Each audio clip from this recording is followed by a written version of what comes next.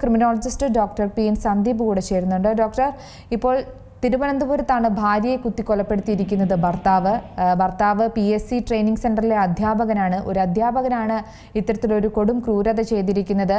ഇപ്പോൾ നമ്മുടെ സമൂഹത്തിൽ കാണുന്ന ഒരു കാഴ്ച, മാതാവിനെ കൊല്ലുന്ന മക്കളും പിതാവിനെ കൊല്ലുന്ന മക്കളും പങ്കാളിയെ വെട്ടുന്നവരുമെല്ലാം വർദ്ധിച്ചു വരികയാണ്. നിലവിലെ സാഹചര്യത്തിൽ എങ്ങനെയാണ് ഈ പൊതുസമൂഹത്തിന്റെ ഒരു പോക്ക്? ഒന്നു പറഞ്ഞാൽ രണ്ടാമത്തേന് കൊലപാതകം അല്ലെങ്കിൽ വെട്ടിക്കൊല്ലുക എന്ന ഒരു പ്രവണതയിലേക്ക് മാറിയിരിക്കുന്നു. അതുമാത്രമല്ല, പോലീസിൽ ധൈര്യമായിട്ട് പോയി കീഴടങ്ങുന്ന ഒരു പ്രവണത ഇപ്പോൾ കണ്ടുവരികയാണ്. തീർച്ചയായും നമ്മുടെ സമൂഹത്തിൽ വന്നിരിക്കുന്ന അപജയങ്ങളുടെ ഒരു കാരണം അല്ലെങ്കിൽ ഒരു റിസൾട്ട് കൂടി, കാരണമല്ല റിസൾട്ട് കൂടിയാണ് ഇത്തരത്തിലുള്ള പ്രവൃത്തികൾ. ഇത്തരത്തിലുള്ള പ്രവൃത്തികൾ ഇപ്പോൾ മകൻ അമ്മയെ കൊല്ലുന്നു, അല്ലെങ്കിൽ മാതാപിതാക്കളെ ആക്രമിക്കുന്നു, അല്ലെങ്കിൽ ഈ ലഹരി ഉപയോഗം നമ്മുടെ സമൂഹത്തിൽ വ്യാപിക്കുന്നു എന്നുള്ളതിനെ കുറിച്ചിട്ടൊക്കെ നമ്മൾ എപ്പോഴും വ്യാകുലപ്പെടാറുണ്ട്. പക്ഷെ ഇത് ഇൻഡിവിജ്വലായിട്ടാണ് നമ്മൾ പരിഗണിക്കുന്നത്. ഒരു മകൻ ഒരു അമ്മയെ കൊന്നു, അല്ലെങ്കിൽ ഒരു കുട്ടി ലഹരി ഉപയോഗിച്ചു, അത് ഇൻഡിവിജ്വലായിട്ട് പരിഗണിക്കുകയും അതിന്റെ കാരണങ്ങൾ ആ ഇൻഡിവിജ്വലിനെ അഫക്റ്റ് ചെയ്യുന്നത് ആണ്, അല്ലെങ്കിൽ അത് ആ വ്യക്തി മാത്രമാണ് എന്നുള്ളതിനെ കുറിച്ചിട്ടൊക്കെയാണ് നമ്മൾ ചിന്തിക്കുന്നത്. ആ രീതിയിൽ ചിന്തിക്കുമ്പോഴാണ് ഈ പ്രശ്നം. യഥാർത്ഥത്തിൽ ഇത് സമൂഹത്തിന്റെ പൊതുവെയുള്ള മാറ്റത്തിന്റെ സൂചനകളാണ് നൽകുന്നത്. സാമൂഹികമായിട്ടുള്ള സൈക്കോളജിയുടെ അല്ലെങ്കിൽ ക്രിമിനോളജിയുടെ ഒക്കെ മാറ്റങ്ങളാണ് ജനങ്ങൾക്കിടയിൽ അല്ലെങ്കിൽ കുട്ടികൾക്കിടയിൽ ഒക്കെ നമുക്ക് കാണാനാകുന്നത്. അത് പൊതുവെ നമ്മളുടെ പോലീസിങ്ങിലുള്ള ഡെവലപ്മെന്റ്, മോഡേണൈസേഷൻ ഇതൊക്കെ നടത്തിയത് കൊണ്ട് മാത്രം ഇത്തരത്തിലുള്ള പ്രവണതകളെ ഇല്ലാതാക്കുന്നതിനോ ഇത്തരത്തിലുള്ള പ്രവണതകളെ ബാധിക്കുന്ന കാര്യങ്ങളെ കണ്ടെത്തുകയും അതിനെ കുറിച്ച് പഠിക്കുകയും ഇല്ലാതാക്കുകയും ഒക്കെയോ ചെയ്യുന്നതിന് ഉതകുന്നതല്ല. അതുകൊണ്ട് തന്നെ നിലനിൽക്കുന്ന വ്യവസ്ഥിതികൾ ഇത്തരത്തിലുള്ള ഒരു കാര്യത്തിനെയും അഫക്റ്റ് ചെയ്യുകയോ അതിനെ കുറയ്ക്കുന്നതിന് വേണ്ടിയിട്ടുള്ള പരിശ്രമങ്ങൾ ഉണ്ടാക്കുകയോ ഒന്നും തന്നെ ഇല്ല.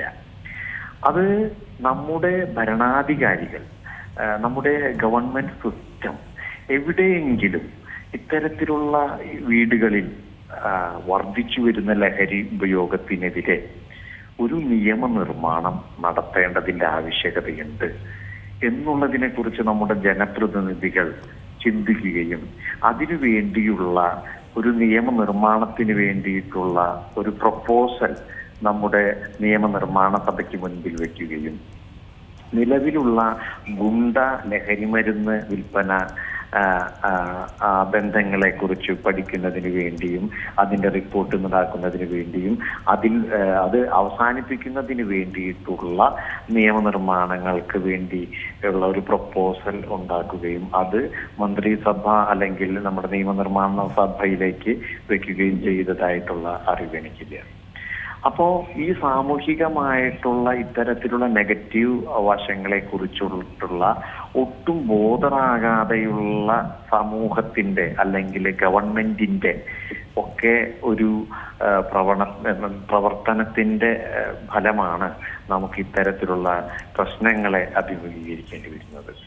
ഒരു കുട്ടി അവന്റെ മാതാപിതാക്കളെ ആക്രമിക്കുന്നു, അടിക്കുന്നു എന്നുള്ളത് ഇൻഡിവിജ്വലായിട്ട് നമ്മൾ നേരത്തെ പറഞ്ഞ പോലെ നമുക്ക് കണക്കാക്കാമെങ്കിലും അതിന്റെ സോഷ്യൽ സൈക്കോളജി, എന്തുകൊണ്ടാണ് അവൻ അങ്ങനെ ചെയ്യുന്നത്, അവന്റെ വിദ്യാഭ്യാസ കാലത്ത് അവൻ എത്തരത്തിലുള്ള സ്വഭാവങ്ങളാണ് കാണിച്ചിരുന്നത്, വിദ്യാഭ്യാസ കാലയളവില് അവന്റെ ഈ ഇത്തരത്തിലുള്ള ഡെവലപ്മെന്റ് ടീച്ചേഴ്സ് ഐഡന്റിഫൈ ചെയ്തിരുന്നു, മാതാപിതാക്കൾ ഐഡന്റിഫൈ ചെയ്തിരുന്നു, അല്ലെങ്കിൽ ബന്ധപ്പെട്ടവർ ഐഡന്റിഫൈ ചെയ്തിരുന്നു.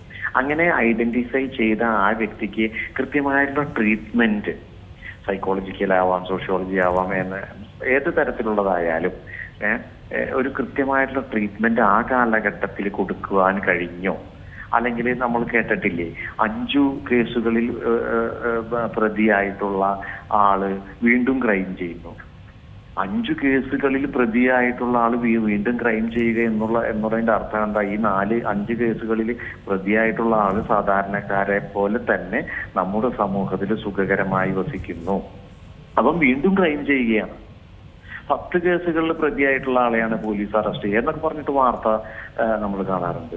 1 കേസിലോ 2 കേസിലോ 3 കേസിലോ ഒക്കെ പ്രതിയാകുമ്പോഴേക്കും അവന് പുറത്തിറങ്ങാനാകാത്ത രീതിയിലുള്ള നിയമനിർമ്മാണങ്ങൾ കൊണ്ടുവരികയോ ആക്ട് കൊണ്ടുവരികയോ ഒക്കെ ചെയ്ത് അതിന്റെ മുകളിൽ പഠനം കൊണ്ടുവന്ന് അവൻ എന്തുകൊണ്ടാണ് ഇത്തരത്തിലുള്ള ക്രൈം ചെയ്യുന്നത്, തുടർന്ന് റിപ്പീറ്റഡ് ആയിട്ടുള്ള ഈ ക്രൈം എന്താ പറയാ കമ്മീഷന് ഏതൊക്കെ തരത്തിലുള്ള കാഠിന്യമേറിയ ശിക്ഷകളാണ് കൊടുക്കേണ്ടത് എന്നുള്ളതിനെ കുറിച്ച് പഠിക്കുകയും ഇംപ്ലിമെന്റ് ചെയ്യുകയും ചെയ്താൽ മാത്രമാണ് ഈ ക്രൈം ഒക്കെ കുറഞ്ഞു വരിക. സർ, ഡോക്ടർ ഒരു സംശയം, അതായത് ഇപ്പോൾ നമുക്കറിയാം ദാമ്പത്യ ബന്ധത്തിൽ തർക്കങ്ങളും പ്രണയബന്ധം വേർപിരിയുന്നതും അതെല്ലാം കൊലപാതകത്തിലേക്ക് കലാശിക്കുന്ന ഒരു സ്ഥിരം രീതി ഇപ്പോൾ നമ്മുടെ ഇടയിൽ കണ്ടുവരുന്നുണ്ട്. ഇപ്പോൾ കണക്കുകൾ നോക്കുകയാണെങ്കിലും അനുദിനം വർദ്ധിച്ചു വരുന്ന ഒരു സാഹചര്യം തന്നെയാണുള്ളത്. അതിൽ ഏറ്റവും കൂടുതൽ പ്രധാനപ്പെട്ടത്, അതായത് കഴിഞ്ഞ വർഷത്തെ റിപ്പോർട്ട്, ഈ വർഷത്തെ റിപ്പോർട്ട് ഇനി പുറത്തു വരാൻ നിൽക്കുന്നതേ ഉള്ളൂ. ഇതിലെല്ലാം മലയാളികളുടെ ഇടയിലുള്ള ഒരു കേരളത്തെ ഞെട്ടിച്ച കൂട്ടക്കൊലകൾക്കെല്ലാം ഈ ബന്ധങ്ങൾ തമ്മിൽ വലിയ തരത്തിലുള്ള ബന്ധം, ഈ ബന്ധുക്കളുടെ ഇടയിൽ തന്നെയാണ് ഈ കൊലപാതകങ്ങൾ നടക്കുന്നത് എന്നതാണ്. അതും ശരിക്കും കൃത്യമായ ഒരു കണക്കുകൾ വർദ്ധിച്ചു വരുന്നത് ആശങ്ക ഉണ്ടാക്കുന്ന ഒന്ന് തന്നെയല്ലേ? അത് തന്നെയാണ് പറഞ്ഞു വരുന്നത്. ഏത് ബന്ധമായാലും നമ്മുടെ മനുഷ്യന്റെ സ്വഭാവത്തെ നിയന്ത്രിക്കുന്നത് ഒരു പരിധി വരെ സാധാരണ ജനങ്ങളുടെ എല്ലാ സ്വഭാവത്തെയും ഒരു 98% നമ്മുടെ സ്വഭാവത്തെ നിയന്ത്രിക്കുന്നത് നമ്മുടെ നിലനിൽക്കുന്ന സാമൂഹിക നിയമങ്ങൾ തന്നെയാണ്. അതിന് തർക്കമില്ല. ആ നിയമങ്ങളില് നമുക്ക് വേണ്ടത്ര ശിക്ഷ ലഭിക്കില്ല, നിയമങ്ങൾ ഇത്രയേ ഉള്ളൂ എന്നുള്ളത് വരുമ്പോൾ കയ്യൂക്കുള്ളവൻ കാര്യക്കാരനായി മാറും. അത് പൊതുസമൂഹത്തിലായാലും വ്യക്തിബന്ധങ്ങളിലായാലും എല്ലാം കയ്യൂക്കുള്ളവൻ കാര്യക്കാരനായി മാറുന്ന അവസ്ഥ വരികയും ഈ സ്നേഹം അതുപോലെ തന്നെയുള്ള അഫെക്ഷനേറ്റ് ആയിട്ടുള്ള തോട്ട്സുകൾ മനസ്സിലില്ലാതെ ആവുകയും ചെയ്യുന്ന ഒരവസ്ഥ. ഈ 2 തരത്തിൽ ഇതിനെ കാണണം നമുക്ക്. സോഷ്യൽ ഡെവലപ്മെന്റ്, നമ്മുടെ മനസ്സിന്റെ സോഷ്യൽ ഡെവലപ്മെന്റ് അത് തുടങ്ങുന്നത് എവിടെ നിന്നാണ്? ഫാമിലിയിൽ നിന്നും സ്കൂളിൽ നിന്നും അധ്യാപകരിൽ നിന്നും ഒക്കെയാണ് വേണ്ടത്. പക്ഷേ ഇവിടെ പ്രതിസ്ഥാനത്തുള്ള ഒരു അധ്യാപകനാണ് എന്നതാണ് മറ്റൊരു വസ്തുത. അല്ല, അധ്യാപകൻ എന്ന് പറയുമ്പോ നമ്മളിപ്പോ PSC അല്ലെ, PSC എന്നല്ല, PSC ക്ലാസ്സുകളില് അധ്യാപകനാവാനായിട്ട് പ്രത്യേകിച്ച് യോഗ്യതയൊന്നും വേണ്ട. മാത്രല്ല അധ്യാപകന്മാരെല്ലാവരും ക്രൈം ചെയ്യാത്തവരൊന്നും ഇല്ല അധ്യാപകനായതുകൊണ്ട്. പക്ഷെ ശരിക്കും പറഞ്ഞു കഴിഞ്ഞാൽ സമൂഹത്തിന് മുഴുവൻ മാതൃകയാകേണ്ടവരാണ് അധ്യാപകന്മാര്. തീർച്ചയായും ഈ സോഷ്യൽ മീഡിയയും ഇതിൽ വലിയൊരു പങ്ക് വഹിക്കുന്നുണ്ടല്ലേ ഇന്നത്തെ ഒരു കാലത്ത് ഇത്തരത്തിലുള്ള ഒരു മാറ്റത്തിനൊക്കെ? അതെ, തീർച്ചയായും. സോഷ്യൽ മീഡിയയില് ഞാൻ അടുത്ത കാലത്ത് 1-2 വീഡിയോസ് ഒക്കെ കണ്ടു. ഈ ഗുണ്ടകളെ പ്രകീർത്തിച്ചുകൊണ്ട് അവരുടെ പ്രവൃത്തികളെ എന്താ പറയാ വളരെയധികം ഫ്ലറിഷ് ചെയ്യുന്ന രീതിയിൽ, അതിനെ ഗ്ലോറിഫൈ ചെയ്യുന്ന രീതിയിൽ വീഡിയോസ് ഒക്കെ എടുത്ത് അവരങ്ങനെ ചെയ്തു, ഞങ്ങൾ ഇങ്ങനെ ചെയ്തു എന്ന് പറഞ്ഞുകൊണ്ട് ഗുണ്ടകൾ തന്നെ അവരെ പ്രൊമോഷൻ കൊടുക്കുക, അത് ആസ്വദിക്കുന്ന ഒരു വലിയ പുതിയ സമൂഹം രൂപപ്പെടുന്നുണ്ട്. ഇതൊക്കെ രൂപപ്പെടാനും അത് ആസ്വദിക്കാനുമുള്ള മനസ്സ് ഈ കുട്ടികൾക്ക് ഉണ്ടാകുന്നതിന് കാരണം എന്ന് പറയുന്നത് വിദ്യാഭ്യാസ കാലത്തെ ഒരു അനുഭവങ്ങളും അല്ലെങ്കിൽ അതിന്റെ പോരായ്മകളാണ്. അതായത് നമ്മുടെ സിലബസുകളിൽ ഇത്തരത്തിലുള്ള കാര്യങ്ങൾ ഉൾപ്പെടുത്തണം. വീട്ടിൽ നിന്ന് അച്ഛനമ്മയും പറഞ്ഞു കൊടുക്കുന്നത് കൂടാതെ അധ്യാപകര്, നല്ല അധ്യാപകർ, നേരത്തെ പറഞ്ഞ പോലെ അധ്യാപകനാണ് ചെയ്തതെന്ന് പറഞ്ഞു ഒരു ധാരാളം അധ്യാപകന്മാരെ നമുക്ക് കാണാൻ കഴിയുന്നുണ്ട്. ഈവൻ ഡ്യൂപ്ലിക്കേറ്റ് BEd സർട്ടിഫിക്കറ്റ് അടിച്ചിട്ട് ജോലി ചെയ്തിരുന്നു എന്ന് പറഞ്ഞിട്ടുള്ള കേസസ് ഒക്കെ പണ്ടുണ്ടായത് ഓർക്കുന്നില്ലേ? നമ്മൾ BEd സർട്ടിഫിക്കറ്റ് ഡ്യൂപ്ലിക്കേറ്റ് ആയിരുന്നു എന്നൊക്കെ പറഞ്ഞിട്ട് എന്തോ വ്യാജ സർട്ടിഫിക്കറ്റിന്റെ ഇഷ്യൂസ്, അതും അധ്യാപകരല്ലേ ചെയ്തത്. അപ്പൊ അധ്യാപകര് എന്ന് പറഞ്ഞിട്ടുണ്ടെങ്കിൽ നമുക്ക് പല രീതിയിൽ കാണാൻ പറ്റുന്നുണ്ട്. ഈ പ്രത്യേകിച്ച് ഈ PSC സെന്റേഴ്സ്, അതിലൊന്നും നമ്മളുടെ പ്രോപ്പർ വെരിഫിക്കേഷൻ ഒന്നും ഉണ്ടാവില്ലല്ലോ അധ്യാപകനാവാനായിട്ട് എന്താണെന്നുള്ളത്. അതുപോലെ തന്നെ അപ്പോ അധ്യാപകനായതുകൊണ്ട് നല്ല ആളാവണം എന്നില്ല, അധ്യാപകൻ അല്ല ആവണമെന്നില്ല. എന്നാൽ ഇപ്പോ ഈ പറഞ്ഞ പോലെ എല്ലാ അധ്യാപകരും ഇതുപോലെ പ്രവൃത്തികൾ ചെയ്യുന്നവരും ഇല്ല. ഏറ്റവും നല്ല അധ്യാപകരും ഒക്കെ ഉണ്ട്. പിന്നെ ഈ പറഞ്ഞ പോലെ എല്ലാം ഈ എന്താ പറയാ പണത്തിന്റെ മുകളിലുള്ള കാര്യങ്ങളൊക്കെ ആവുമ്പോ ഈ പല പ്രശ്നങ്ങളും പലയിടത്തും ഉണ്ട്. പല അത് തന്നെയാണ് ഡോക്ടർ ഒരു സംശയം കൂടെ. ഈ ദാമ്പത്യ ബന്ധത്തിലുള്ള തർക്കങ്ങളൊക്കെ ഇത്തരത്തിൽ കൊലപാതകത്തിലേക്ക് കലാശിക്കുമ്പോൾ പലപ്പോഴും അവിടെയും ഒരു കൗൺസിലിംഗ് മറ്റു കാര്യങ്ങളൊക്കെ തുടക്കത്തിലെ ലഭിക്കുന്ന രീതിയിൽ ഒരു പെരുമാറ്റം, അല്ലെങ്കിൽ ഇവരുടെ പ്രശ്നങ്ങൾ തുറന്നു പറയുക, അല്ലെങ്കിൽ രണ്ടുപേർക്ക് ഒരുമിച്ച് മുന്നോട്ട് പോകാൻ പറ്റില്ലെങ്കിൽ ഉറച്ച തീരുമാനങ്ങൾ എടുക്കാൻ പറ്റുന്ന ഒരു കാഴ്ചപ്പാടും സമൂഹ അന്തരീക്ഷവും ഇന്നുണ്ട്. പക്ഷെ അതൊന്നും പ്രയോജനപ്പെടുത്താതെ ഇത്തരത്തിൽ കൊലപാതകത്തിലേക്ക് നീങ്ങുമ്പോൾ അത് വലിയൊരു ഭീതി തന്നെ പടർത്തുകയാണ്. തീർച്ചയായും. അപ്പൊ അതില് നമ്മൾ എന്താണെന്ന് പറഞ്ഞു കഴിഞ്ഞാൽ ഈ സംഭവിച്ചിരിക്കുന്ന ഈ ഇഷ്യൂവിന്റെ പ്രധാന കാരണം എന്താണ്?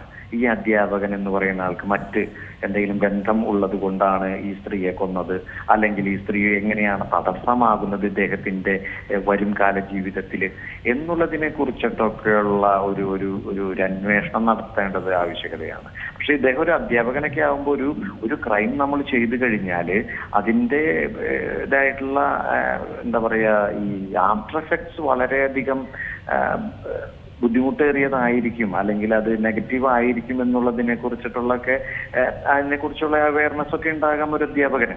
അപ്പോൾ ഉണ്ടാകേണ്ടതാണ്.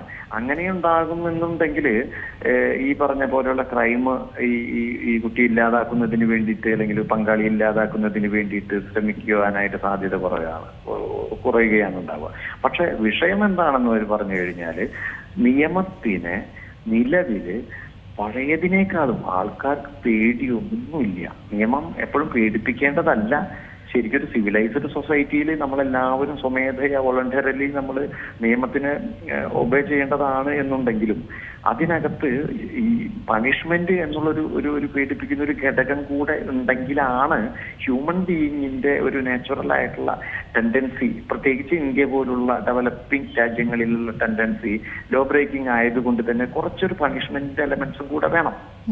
പക്ഷെ ഇത് ഇപ്പൊ നിലനിൽക്കുന്ന സാഹചര്യത്തില് പോലീസിലായാലും നിയമനിർമ്മാണ സ്ഥലങ്ങളിലായാലും ഈ അധ്യാപകരുടെ ഇടയിലായാലും പൊതുസമൂഹത്തിൽ മുഴുവൻ ക്രൈം എന്ന് പറയുന്നത് അതിന്റെ ഒരു ചെറിയ ഭാഗമായി കഴിഞ്ഞിരിക്കുന്നു. അപ്പൊ അങ്ങനെ വരുമ്പോ അതിൽ നിന്ന് ഏതൊക്കെ രീതിയിൽ രക്ഷപ്പെടാനും സാധ്യതകൾ ഏറെയാണ്.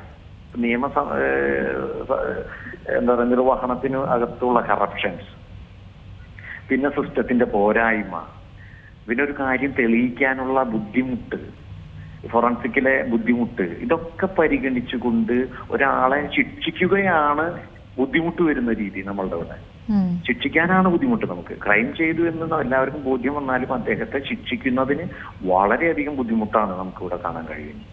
അപ്പൊ പൊതുവെ നമ്മുടെ നിയമ നിർവഹണ രംഗത്ത് വളരെയധികം പോരായ്മയുണ്ട്. ഒരാൾക്കും ഇപ്പൊ ഗുണ്ടകൾക്ക് തന്നെ നമ്മളെ പോലുള്ള സാധാരണക്കാരെ ഒരു നടുറോട്ടിലിട്ട് 6 അടി തന്നു കഴിഞ്ഞാൽ ഈ സാധാരണക്കാരെ അടി കൊണ്ട് പോരെ നിവൃത്തിയുള്ളോ? ഈ അടി കൊടുത്ത ഗുണ്ടയ്ക്ക് നാളെ ശിക്ഷ കിട്ടും, ഉറപ്പായിട്ടും ശിക്ഷ കിട്ടും എന്നുള്ള ഉറപ്പ് ഒരു പൗരനും ഇന്ന് സമൂഹത്തിലില്ല. അടി കൊണ്ടോൻ അടി കൊണ്ട് പോരുക എന്നുള്ളൂ. കാരണം അങ്ങനെയല്ല വേണ്ടത്. ഒരു ഗുണ്ട ഒരു കേസിൽ അകപ്പെട്ടു കഴിഞ്ഞാൽ അദ്ദേഹത്തിന് പ്രോപ്പറായിട്ടുള്ള ശിക്ഷ ആ പ്രവൃത്തിയുടെ ഇതിനനുസരിച്ചിട്ട്. പക്ഷേ ഇവിടെ മറ്റൊരു കാര്യം, അടി കിട്ടുന്നവൻ അവിടെ കിട്ടിക്കൊണ്ടിരിക്കും. അത് കണ്ടു നിൽക്കുന്നവരാരെങ്കിലും ഒന്ന് പ്രതികരിച്ച് മുന്നോട്ട് വന്നിട്ടുണ്ടെങ്കിൽ ഒരുപക്ഷെ നമ്മുടെ സമൂഹം എന്നേ നന്നായേനെ അല്ലേ? അതെന്തുകൊണ്ടാണ് വരാത്തത് എന്ന് പറഞ്ഞു കഴിഞ്ഞാല് ഇപ്പൊ ഒരു അടി കിട്ടുന്ന ഒരാളെ പൊതുസമൂഹം കണ്ടാൽ ഉടനടി അവന് ഇതിനെ തടുക്കണമെന്നും ആ അടിക്കുന്ന ഗുണ്ടയെ ആക്രമിക്കണമെന്നൊക്കെ ആഗ്രഹമുണ്ടെങ്കിലും അവന്റെ ഈ ജീവിതത്തിൽ, സമാധാനപരമായ ജീവിതത്തിൽ നിന്ന് അവൻ എടുത്തു ചാടുകയാണ് ചെയ്യുന്നത്.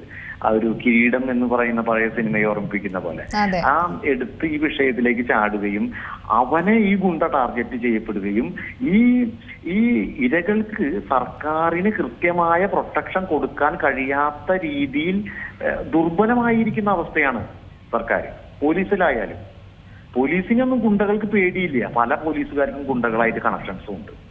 അങ്ങനെയുള്ള തീർച്ചയായും അവസരത്തിലാണ് ഡോക്ടർ സമയക്കുറവ് മൂലമാണ് ഞാനൊന്ന് ഇടപെടുന്നത്. എന്തായാലും ഡോക്ടർ പറഞ്ഞതുപോലെ തന്നെ പ്രധാനപ്പെട്ട പോയിന്റുകളാണ്. കാരണം അത്രത്തോളം ഗുണ്ടാവിളയാട്ടം സമൂഹത്തിൽ തുടരുകയാണ്. ഒരു ഭാഗത്ത് അല്ലാത്ത തരത്തിലുള്ള അക്രമങ്ങളും വർദ്ധിച്ചു വരുന്ന ഒരു സാഹചര്യം തന്നെയാണ് കേരളത്തിൽ അനുദിനം റിപ്പോർട്ട് ചെയ്യുന്നത്. ഇത് ഭീതി പടർത്തുന്നതിനപ്പുറം ആശങ്ക ഓരോ ദിവസവും ഓരോ മണിക്കൂറുകളും വർദ്ധിപ്പിക്കുകയാണ്. ഓരോ കുടുംബത്തിലും വലിയ തരത്തിലുള്ള നടുക്കങ്ങൾ മാറാത്ത സംഭവങ്ങളാണ് സംഭവിച്ചുകൊണ്ടിരിക്കുന്നത്.